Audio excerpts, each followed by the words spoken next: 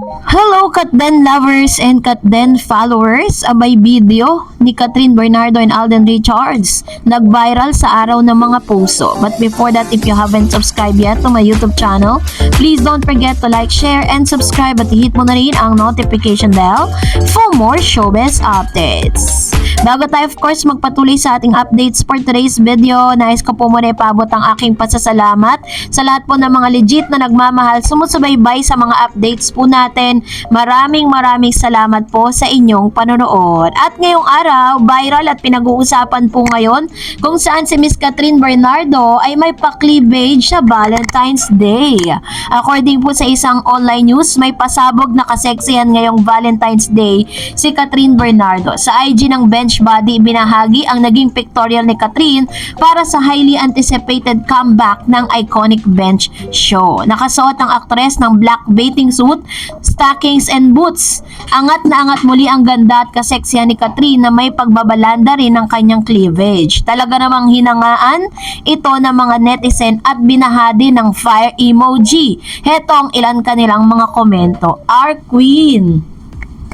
So fresh, stay pretty and kind, my Catherine Bernardo or KB.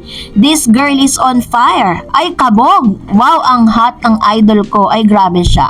Ganito po katindi yung mga reaksyon no, ng ilang mga netizen matapos niyang i-post to sa kanya pong Facebook page. Inirepost niya yan, tsaka sa kanyang IG.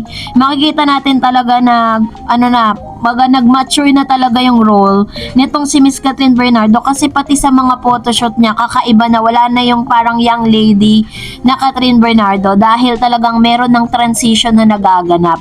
So, kinatuwaan naman ng ilang mga netizen ang ilan sa mga ibinahagi ni Miss Catherine Bernardo sa kanyang social media post. And dahil dito, meron pang another good news kung saan matapos nga nating i-announce ito po sa ating channel na nung inilabas po last Feb 13 ang kanila pong movie na Hello Love Again ay agad po itong nag-number 1 sa Netflix. Dahil dito, nag-viral ang ilan sa mga reaksyon ng mga netizen at talaga namang nananawagan ng isa pang pelikula mula sa Katden. Panoorin natin ang kanilang naging reaksyon.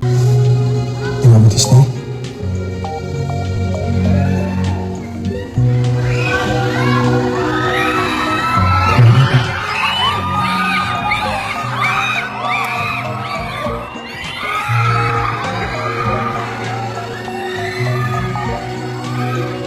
Do you still love me?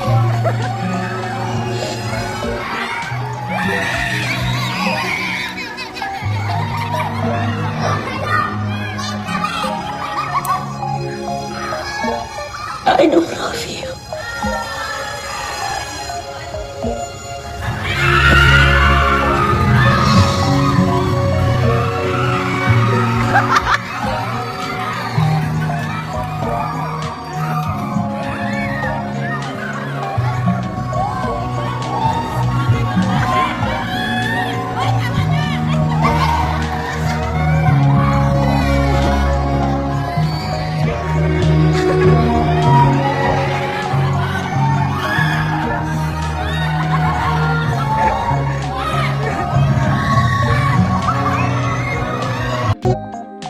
Naging positibo nga ang naging outcome ng ipalabas ng isang buong barangay no, sa isang buong barangay yung movie po ni Catherine Bernardo and Mr. Alden Richards matapos po na ilabas ito sa online streaming na Netflix. So makikita natin sa reaksyon ng mga barangay na ito kung gaano po talaga parang ito yung pre-movie ng isang barangay para sa lahat ano. So iba-iba yung naging reaksyon nila. Kaya naman nung pinag-usapan po ito sa X na dating Twitter, sinasabi nila na this is gonna be the sign na kailangan na talaga ng second project or second movie na iahandog po ni Catherine at ni Alden Richards. So ang request po ng lahat, sana wag naman masyadong patagalin, wag naman masyadong bigyan ng baka mainip kasi yung mga Katden, alam nyo na dahil matagal-tagal na rin po tayong wala nakikitang mga magkasama silang talagang gagawa talaga ng isang proyekto. Hindi katulad nung kasagsagan po ng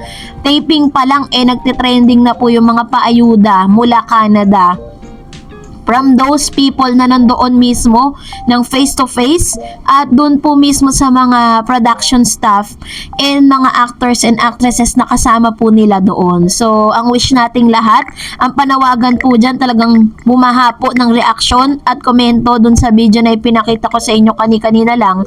Sakto pong Feb 14 nilabas yun sa isang barangay. Grabe yung kanilang reaction, diba? So, dahil dyan, we ask for more porkat din. At dahil dyan magbasa tayo ng mga reaction po ninyo, narito ang ilang mga reaksyon ng netizens. Sabi po ni Erlinda Kaigan, hehehe, kung talagang may UK lock si Alden, dapat, anong UK? Dapat kita natin siya na nagbigay, puro publicity lang sinasabi eh. Hindi naman nakikita sa magkasama sila. Paano kaming naniniwala sa mga sinasabi mo? Hehehe. Ayan. So, ito naman yung kanyang sinabi, no? So, tulad po ng sinasabi ko sa inyo na may mga pribadong bagay po si Catherine at si Alden Richards na hindi po nila gustong ilabas sa publiko. May mga interview si Mr. Alden Richards na diretsahan niyang sinasagot pero may mga tanong siya na talagang pinapas niya dahil privacy is everything for Catherine and Alden. Sabi nga ni Alden, may mga bagay na hindi na dapat ina-announce at pinapakita sa online world. So, yun po yun, Ma'am Sherlinda. Sabi Mr. Minya Mangilan, nag-date silang dalawa pero hindi natin makikita, Ma'am Dars. Happy Valentine's to all.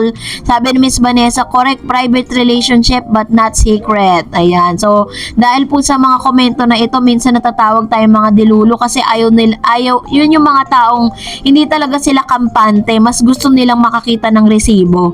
No? Katulad po ng mga Katniel days, di ba? Ilang beses po nilang dinideny na hindi sila pero all of a sudden biglang napaamin. Sabi ni Miss Edmundo Oligan, happy hearts Miss Tarets and happy birthday Mami Ten. And sabi ni Miss Miriam Franco, happy birthday Miss Chris Aquino and Mama Ten kasi magka-birthday nga sila Feb 14. And talagang bumabaha po ng mga greetings para kay Mama Ten at ang dami po talagang mga nakiselebrate para sa birthday ni Mama Ten kasi kilala naman natin si Mama Ten kung gaano po kamahal ni Mr. Alden Richards yan dahil nagsisimula pa lang siya sa showbiz kasama niya na si Mama Ten. And another one, sabi po ni Teofila Lintag, happy hearts day Ma'am Dareds, you're always the best, ikaw lang ang gusto kong pinapanood, thanks sa laging updates mo sa Katden, the famous love team and my favorite, I love Katden so much, God bless po, always ingat forever Katden. Thank you Ma'am Teofila Lintag sa inyo pong komento at isa ka po kayo sa mga nilulook forward ko sa mga comment section dahil parang mga silent viewers po natin na hindi masyadong pala comment pero talagang nanonood palagi, no? And I'm so happy na may mga katulad po ninyo na talagang very faithful sa panonood, pag-aabang. Parang sinasabi nga nila, parang hindi raw kompleto yung araw nila pag di tayo nakakapag-update. Ano? Siyempre, kailangan po kasi ipaghahandaan natin yan. Di pwedeng basta-basta na lang tayo mag-a-update sa inyo. So, that's it for today. For more videos and updates, please don't forget to like and subscribe and please don't forget to follow my Facebook page, Dareds TV. God bless everyone!